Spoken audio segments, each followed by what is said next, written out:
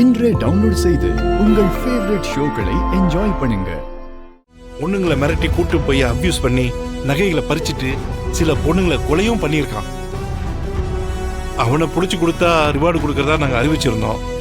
அதனாலதான் உண்மையிலேயே உங்களுக்கு ரிவார்டு கொடுக்கலான்னு வர வச்சிருக்கேன். நான் என்னமோ எதனு பயந்துட்டேன் சார்.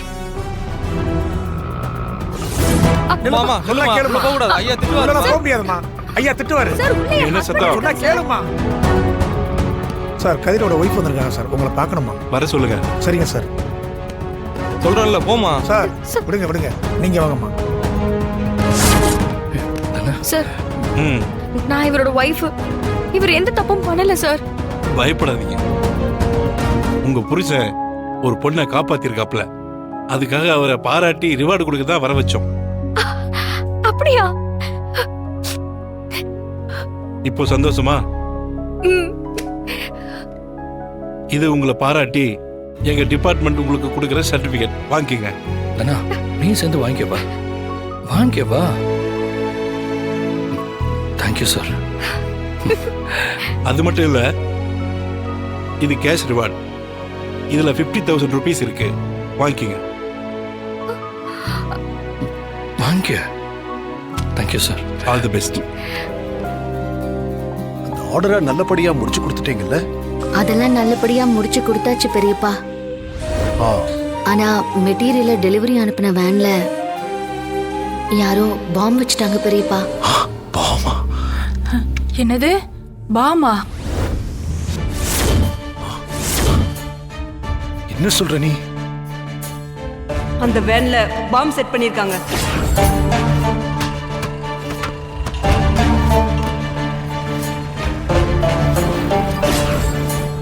பின்னணியில அந்த புவனேஸ்வரி இருக்கா. புவனேஸ்வரியா? எல்லாத்துக்கும் காரணமா நாம தான் இருந்தோம். ஆனா அருந்ததி அடுத்து என்ன செய்யணும்னு நம்ம கிட்ட டிஸ்கஸ் பண்ணாம தானா போய் சரண்டர் ஆயிருக்கா. அருந்ததி சரண்டர் ஆனாலும் இதுக்கு பின்னாடி அந்த புவனா இருந்தான்னா நம்ம வேடிக்கை பார்த்துட்டு சும்மா இருக்க கூடாது. அவளையே இந்த கேஸ்ல இழுத்து விடணும். அருந்ததி சரண்டர் ஆயிருந்தாலும் நடந்ததெல்லாம் மாயாச்சினுக்கு தெரியும்.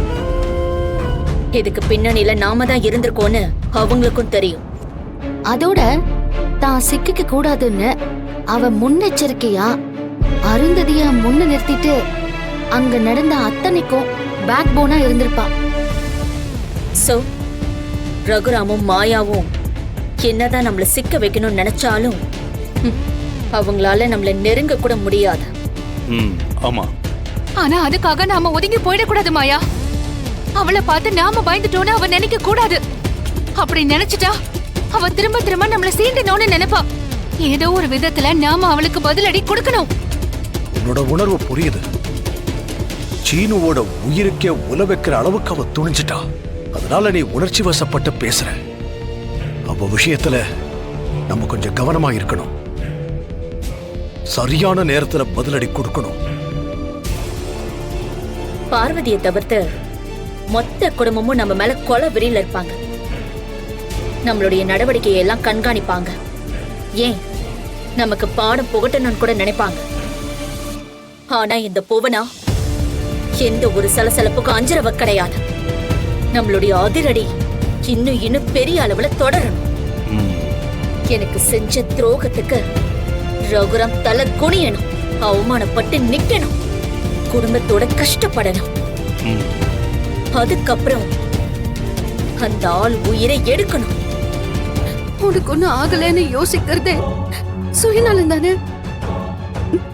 இந்த உலகத்துல எல்லாத்தையும் விட எல்லாரையும் விட எனக்கு நீ தாண்டா முக்கியம்.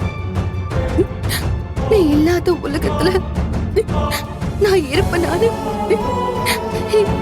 என்னால நினைச்சு கூட பார்க்க முடியல சீனு.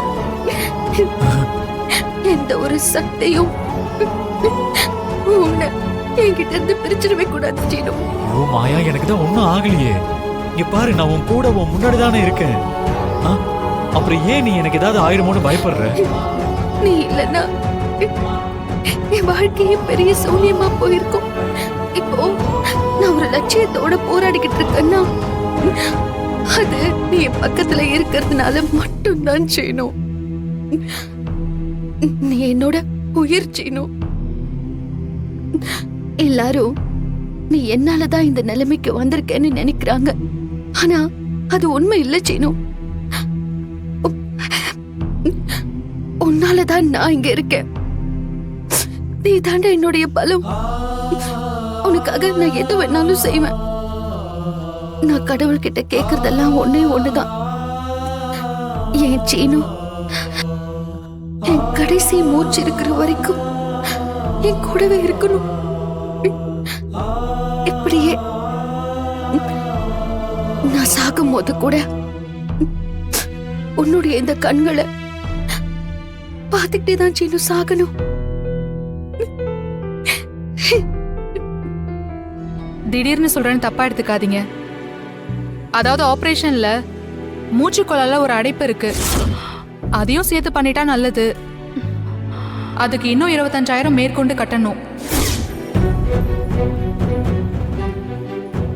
இப்பயே கட்டிட்டா 2 ஆபரேஷனையும் சேர்த்து பண்ணிடலாம். என்ன டாக்டர் திடீர்னு 25,000 சொல்றீங்க? அவ்வளவு பணம் கையில இல்ல டாக்டர். உங்க கஷ்டம் எனக்கு புரியுது. அதனால தான் 1 வருஷம் கழிச்சு பண்ணிக்கலாம்னு நினைச்சேன். ஆனா இவர் உடம்பு இருக்கிற கண்டிஷன்ல இன்னொரு ஆபரேஷனுக்கு ஒத்துழைக்கிறது ரொம்ப கஷ்டம். ஒரேடியா 2 ஆபரேஷனும் சேர்த்து பண்றது ரொம்ப நல்லது. இவருடைய ஹெல்த்துக்கு அதாமா நல்லது. பணத்தை ரெடி பண்ணிட்டு சொல்லுங்க, அப்புறமா ஆபரேஷன் பண்ணிக்கலாம். இப்ப என்னங்க பண்றது? ஆபரேஷனை தள்ளி போறது நல்லது இல்லைன்னு சொல்றாங்க.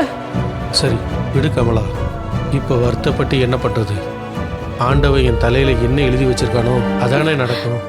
ஏங்க இப்படி எல்லாம் பேசுறீங்க? எந்தனா கையில் இருக்கிற 20,000 ரூபாயை கொடுத்துடலாமா?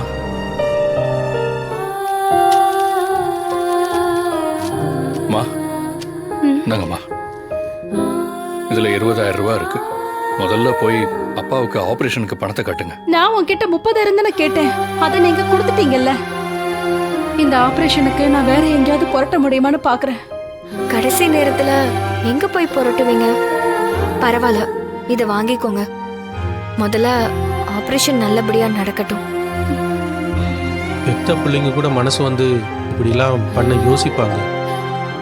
ஆனா நீங்க 2 பேரும் சட்டுன்னு பையில இருக்கிற காசை எடுத்து கொடுக்குறீங்களே. நாங்க 2 பேருமே உங்களை அப்பா அம்மாவை தான் மனசாரான்னு நினைக்கிறோம். அப்படி இருக்கும்போது நாங்களும் உங்க பிள்ளைங்க மாதிரி தானே.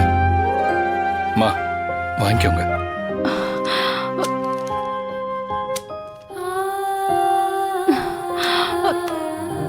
நிச்சயமாப்பா, நீங்க 2 பேரும் என் பிள்ளைங்க தான். நீங்க 2 பேரும் நல்லா இருக்கணும். கால காலத்துக்கும் ஒத்துமையா சந்தோஷமா வாழணும்ப்பா.